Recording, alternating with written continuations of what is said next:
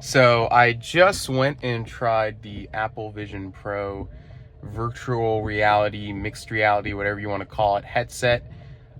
These are my initial thoughts.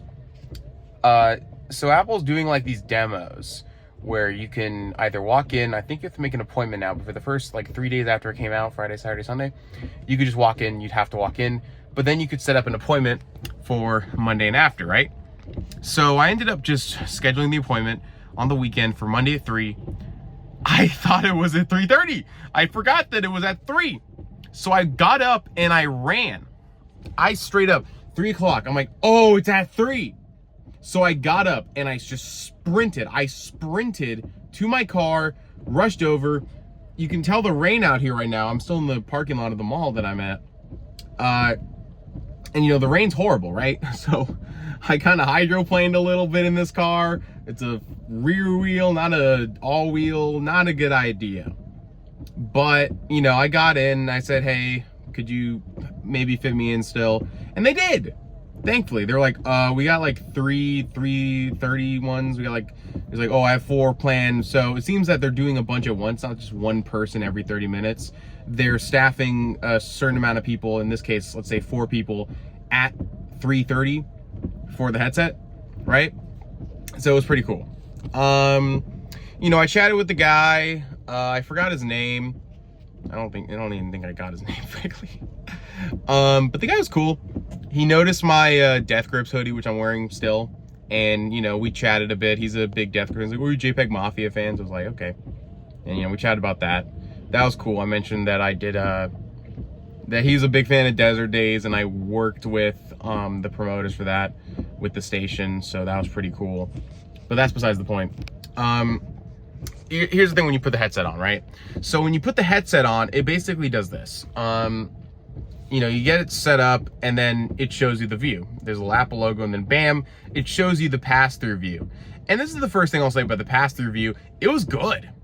Like, I immediately could tell, oh, right, this is not like real life, my eyes. No, it's obviously a camera feed, but it's a pretty good camera feed. You know, it looked a little dimmer than real life. It wasn't, there was a bit more grain and visual noise, but the refresh rate was good enough where I didn't really notice, you know, my eyes and whatever. I think it's running at like 90 hertz, which is actually less than the refresh rate that my headset at home, I have a Quest 2, that thing can push up to 120, and I actually set it to 120 because why not? I'm not going to be on this thing, and if I'm actually going to be playing games, I'm going to be plugging it into my computer. So that's my virtual reality experience. I bought an Oculus Rift S in like 2020, like a few months before the pandemic. So you know, during that I got my fair share of video games and stuff like that. And then my dad bought a Quest 2 for workout, and then I just took it because he never used it, so I use it now. Not that much, mind you. The last thing I did was play FNAF Hell 1 and 2 on it. I'm not a huge VR guy. I go outside. I have, you know, I have all the fixings of a regular human social life now, so I don't really do VR. But it's cool. You know, the one thing I'll say, I really feel like this is a good example of, like, I kind of wish I had a Quest 3 now. This doesn't even make me want to buy a Vision Pro. It's making me want to buy a Quest 3. Because the Quest 2 was like $300 and they bumped up the price to $400. I don't know if we bought it at $300 or $400, but probably $400. I think they bumped the price up. But, you know, the Quest 3 is now $500. And we bought it like a year before the Quest 3 came out. And that's got all the other cameras on it. It does mixed reality. It does have an actual good pass-through video feed.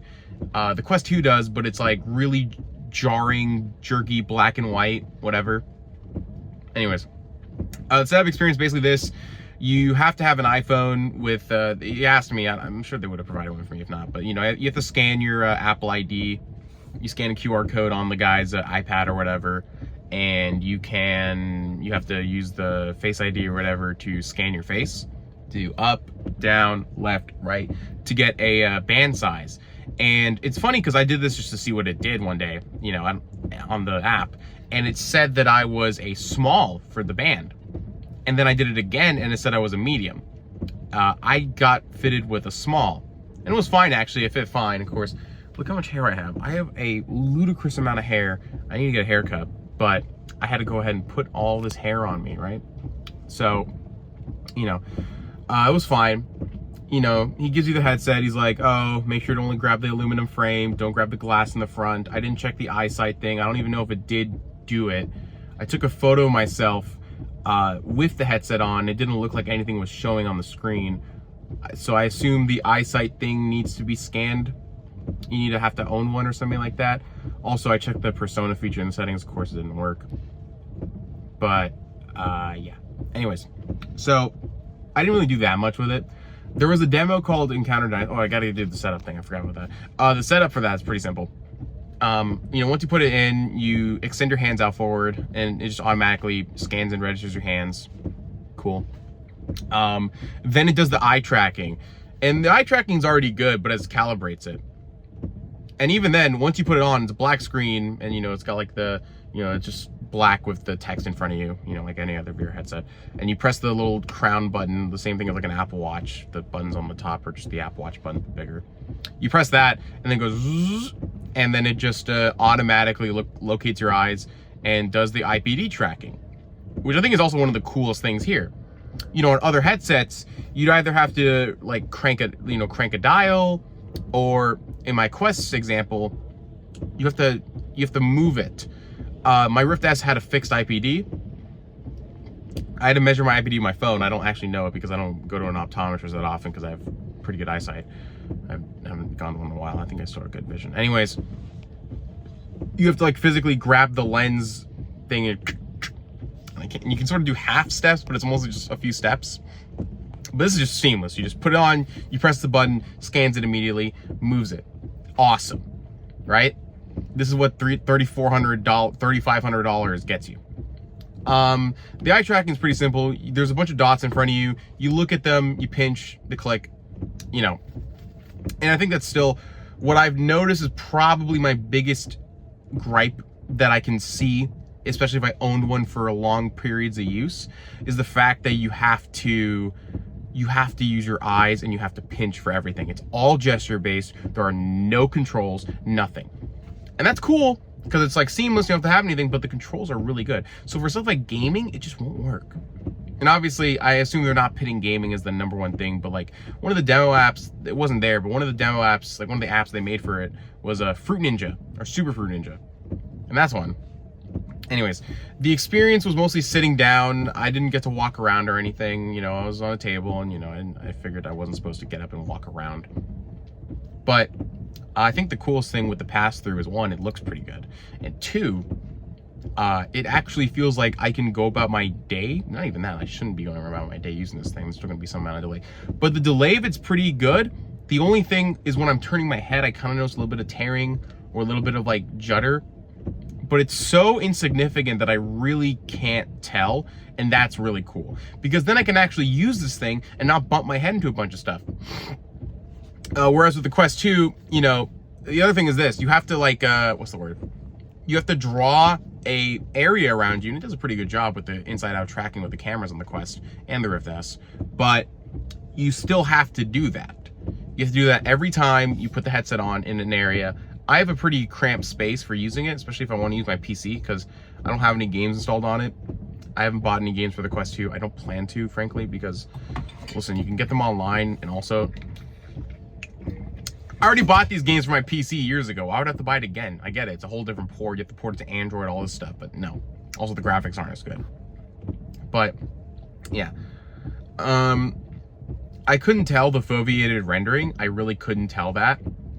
Obviously it's meant to be so seamless that your eyes can't tell, which is pretty simple, right? You know, everything directly from what you're looking at is in focus. Everything else is kind of blurry because your eyes are focused on it. Like I'm focused on my camera lens right now and I'm not focused on my face, which is good because I don't really want to see my face right now. But you know, you go ahead and you do that. Okay, I gotta turn this stupid windshield wipers off. I'm not driving. Anyways, you know, you do that and it's pretty cool. Let's see. You know, you're usually supposed to do a super guided demo. I didn't end up doing that. He was like, I can tell you know what you're doing, because I told him like I know a lot about this. I know.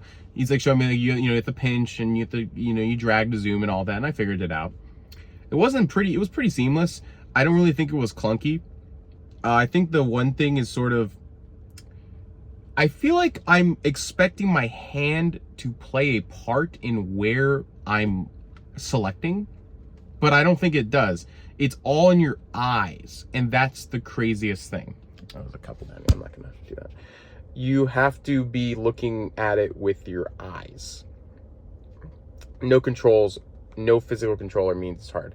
And this is especially for mixed reality work, is that to interact with stuff, you have to be directly looking at it, and not just at the thing at the window. You have to be looking at the exact object or element you want to interact with. So if I want to reload a page, I have to look at the reload button and click it with it all in my focus, and it's very precise. And the buttons and all that aren't that pretty precise, and it's cool, but it's a little challenging. I thought the user interface was really pretty. I did like it. It definitely was sort of a building off of what I feel like Apple's interface is trying to sort of do. Maybe we haven't really had a huge jump in that, which is, you know, iOS 7, really big flat design, and then this, it feels like they're slowly but surely adding more depth with stuff like drop shadows. But with the Vision Pro or whatever, it really does feel like there's more depth. Like it kind of reminds me of like Windows 11. It's like we're slowly reintroducing skeuomorphism, but in a more abstract way, where not everything is as exact. But I don't know. I mean, not everything is like that. If you look at my car's interface right now, like the navigate button, that has some drop shadow. Everything else is pretty flat. You know, you click on that and it's all pretty flat. Anyways, I guess I'm doxing my location, but who cares? I mean, if you can tell where I'm at, you can tell where I'm at. If you know me and you know where I'm at, you can probably figure where I'm going to be doing this mall at. Anyways, let's see. I thought it was a little finicky, a little bit for smaller elements, and like sometimes it wouldn't work. I'll give you an example. When I was watching a spatial video, because of course he had me try that app, he had me do that, and one was like an Apple demo, and then I saw that they had Avatar: The Way of Water sign. I was like, I want to look at Avatar, because obviously, you know, I have Disney Plus, and if I bought this thing, I could watch Avatar on it. I mean, I could just watch Avatar on a TV, and I already saw it in theaters, but I digress. You know, and it's 3D and whatever. That looked pretty cool, and the spatial thing looked pretty cool. Some of it was a little too close for comfort. I tried the spatial photo and video. That was scary. I didn't like that. It legitimately kind of unsettled me. Like, it was so in my face. I could tell it was a video recording. I could tell the artifacting. And, you know, one of the photos, I was wondering, like, oh, is it taken on the iPhone 15? Because I know that the 15 can do spatial photos, you know, to interact with it. But apparently one of the demo photos was with the Vision. And then I looked at it and I could tell. But the pinching to zoom was really seamless. It felt like I could really just pinch at the area and zoom. It felt like a sort of abstracted way of me using a touch interface with like my phone or my tablet or something like that. So that was really cool. Oh, typing on it was horrible. I'm just gonna say that flat out. Typing on it sucked. It appeared in my like periphery, and one, the keyboard isn't exactly hand size. It's like a mini one, right? Which is expected. But I'm either supposed to like, and I can use both my hands thankfully to pinch, but I'm either supposed to basically hunt and peck like I don't know how to type, or try to type on it and I'm like smudging and I'm looking at the wrong things and I'm pressing the wrong buttons, and I couldn't do a smiley face because I wasn't able to do the right buttons. Like, I tried clicking the space button and ended up putting up the question mark or exclamation mark instead, you know? But obviously if I'm trying to get actual work done on this, you can pair I think you can pair like a Bluetooth keyboard. But yeah, I just thought it looked cool. Honestly, like the fact that this is a real thing was pretty freaky. And after a little bit, I couldn't even tell. I didn't even pay attention to the fact that this is a camera feed.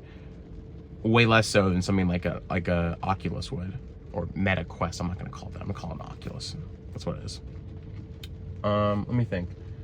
I had 30 minutes. I pulled up my website, my personal website, basestory.com. It worked. It looked fine. Obviously, it was in a smaller window. I really wish I tried this. I don't know why I didn't do this. I wish I tried to like expand a window, like pinch and drag to make it bigger or smaller. But I moved it around. It was pretty cool. It wouldn't let you move it that far. I don't know if it's the way. I tried the immersive environment. I didn't really. Maybe it was just because the fact that I'm in a demo and I was close to tables and stuff. but I couldn't, like, when I'm looking directly in front of me, and on the opposite side of the table, there's like an old guy and this girl who was helping him. You know, he was also doing a Vision Pro demo, but what's the word? You couldn't really do that. Like, it wasn't directly in my face. It was like, you know, there was like a little area in front of me in this area, but if I turn my head, then it's just the store, which is fine. I get it, it's a demo, but I wanted to be immersed. And I figured, you know, if I somehow bought this thing, or if any of my friends had one, you know, I could try it. I had a couple of pretty wealthy friends growing up, and they always bought the new tech stuff.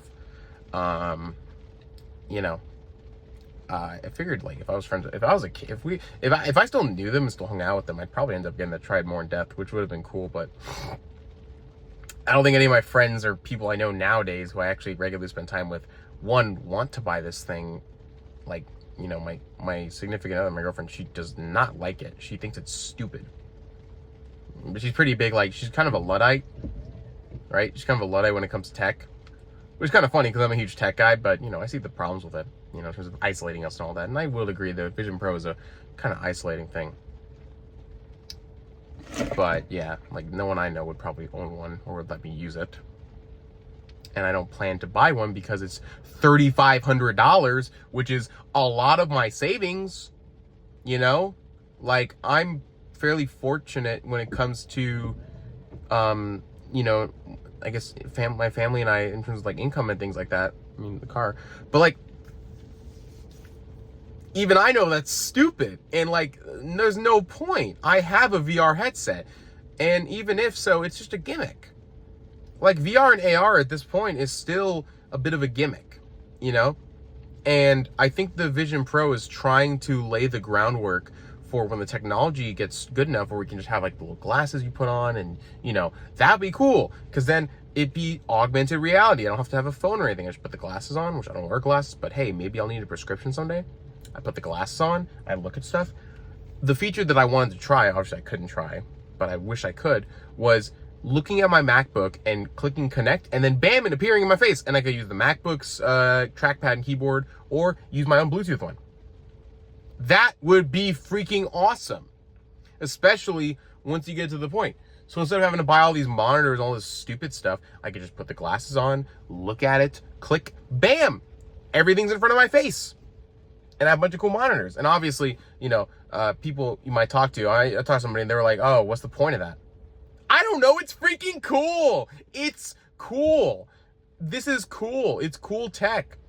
There's an Encounter Dinosaurs demo. I turned it on for like a second, but then he told me that, you know, we ran out of time. I had to take the thing off, which is fine. I wish I could have spent more time at it, but obviously I had to sort of divert my attention. Most of it was just me looking around at the thing and trying to figure out what I'm doing. But yeah, the other thing is, you know, the pressure is a thing. I don't know if you can see pressure points on this. Might just be my face. I have pretty sensitive skin, and it flares up when any amount of pressure, or like you scratch my face, you're gonna see a welt on it. You know, I have pretty sensitive skin. It gets itchy often and all that. And I could feel the pressure when taking off, like right about here on the bridge of my nose. That was where, and a little around my forehead, you can kind of see the imprint maybe. You could definitely tell the imprint if I use my Quest for a while or any other VR headset, but I haven't had extended time with this one, so not really. But even in 30 minutes or less of use, I could feel the pressure. And this is with a solo loop band, by the way. I asked him, like, oh, do you guys have the dual loop? And he said, oh, you want to try? I'm like, nah, it's fine. It's only 30 minutes. Yeah, I could feel it. And even when I put the solo loop on, it felt fine, right? Like, it felt fine for a bit. But then once I tightened it, it felt kind of tight. But like, even just putting it on, it didn't feel that bad, too loose or whatever. Especially if I was moving my head around. But obviously, one, it's you don't really have that much mobility, and I assume they don't want you to be that mobile when using the thing compared to, let's say, a gaming specific headset or a Quest or whatever. But yeah, I mean, like, the Quest has stuff like virtual desktop you can do. I think that'd be cool, but I don't really have the room for that, and I also have monitors. But I like the idea of augmented reality where I have my physical stuff in front of me and just have extra stuff on the sides. That'd be cool. I open up a bunch of apps, I can move them around. That's all pretty cool. I think once the tech improves and, you know, once there's like an open standard so I can like integrate it with Windows or whatever, that'd be pretty cool, you know? So that's just my personal 2 cents on the Vision Pro so far out of a 30-minute demo. It's really cool tech. Oh, the one thing I forgot to mention, you could definitely tell you're in a VR headset. People are saying the field of view is actually smaller than the Quest 3. I don't know that. I didn't look up the stats. I have a Quest 2, but I didn't notice it too much. But then I thought about it. The more I use it, I was like, yeah, I can tell that it feels like I got a pair of goggles on my face. You know, there's still like the black lines around me. It feels like I'm looking into lenses, which you can't really fix. Obviously, there's headsets with bigger lenses and things like that. But even like, I think I tried the Valve Index for a bit. One of my old friends had one. And, you know, that was pretty cool. That was like the hot thing back then. $1,000 VR headset. Now I have a $3,500 one, but anyways. But yeah, I do want to check if I can find a Quest 3 on sale sometime. I do want to check it out just so I could look at the mixed reality use cases and sort of check that out. That's the thing I'm the most excited for. I want to see what that can do with a VR headset with better camera tech and all that compared to my Quest 2. But that's also $500 and like, no, I'm trying to save money, you know, like I'm trying to be able to move out or something when I get out of college. So yeah, the goggles, what else? I did look pretty goofy with it because it smushed my hair in the back with this big tuft in the front, but that's with every VR headset. So I don't expect anything different with this one because, you know, I got a lot of hair, you know, what are you gonna do? You know, John. But yeah, I think that's my thoughts on the Apple Vision Pro. My 30-minute demo of it. It was pretty quick, seamless. I thought it was really cool. The interface was intuitive, but I can see problems, especially with power usage for more involved use cases for the headset.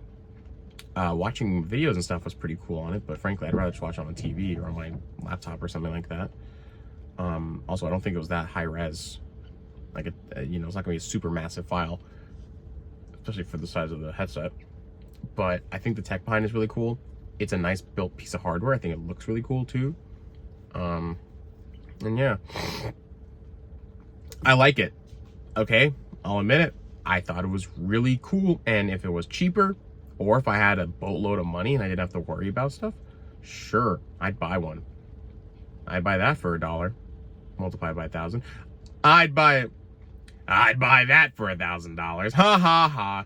But yeah, I mean, when they make one that costs about as much as a phone does, which is still a lot of money, mind you, for a VR headset in addition to your phone, but you know, that I can justify more if it can replace more of the use cases for something like a smartphone or a computer. You know, it was more of an all-in-one spatial computer, you know, then I could see the use for it, but I don't expect that yet. It's called the Vision Pro, so I assume there's going to be a cheaper Vision. I mean, honestly, just make it plastic. The other ones are plastic. You don't need, you know, it's a headset. You're going to be bumping into stuff. Make it plastic. Every other headset on the market's plastic. And why? Because it doesn't weigh that much. But then again, even the Quest with its strap, I bought the nice the Elite strap or whatever, just because of the fact that it has it's way easier, the big plastic strap on the back, and there's a little crank, and it's really easy to do instead of having to fiddle with 3 straps, which is the same thing as the dual loop, but it's also more comfortable for long periods of time. I don't know. But yeah, I mean, if you're interested in it, go on the Apple Store app, or I guess on the website or something, just pull it up, schedule yourself an appointment, you got 30 minutes to spare, go to your local Apple Store or whatever and try it out. They do not pressure you into buying one. I straight up told them, like, yeah, I'm not gonna buy this thing. He didn't care. I went to a running store and they tried to upsell me on a bunch of stupid shoes and a bunch of stupid, you know, shorts and things like that. They didn't do that here. They're not gonna upsell you. Hopefully, I hope not. If they do, that's stupid. I think they're well aware, and they're probably trained that don't do that. The majority of consumers don't have $3,500 to blow on a stupid headset. You know? But yeah, that's about it. Thank you guys for listening or watching. I don't know where this is going to be put up on, but I'm probably going to put up on several things because, you know, this could serve as like my show for next week, at least partially. And yeah, these are my thoughts on the Apple Vision Pro from a tech enthusiast / VR user, semi semi-power user VR, I guess. I hope it expands, and I hope the Vision Pro sort of leads the way for better augmented mixed reality stuff from Apple, because I'm sure there's a lot of potential here with a lot of design and things like that. So again, thank you for watching or listening, and I will see you guys later. Bye.